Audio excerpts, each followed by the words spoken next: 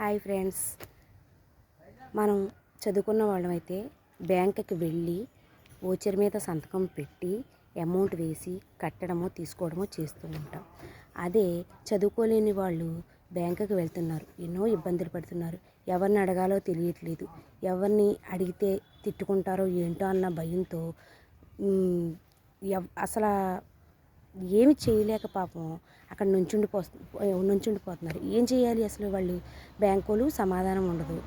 అమ్మ పలానా దగ్గర రాయించుకోండి, పలానా దగ్గర చేయించుకోండి అని ఒక మనిషిని పెట్టి చేయించుకోవాలి పెడుతున్నారు. కానీ వాళ్ళు ఎంతవరకు చేస్తారు? ఇప్పుడు కొన్ని యాప్లు డౌన్లోడ్ చేస్తున్నారు.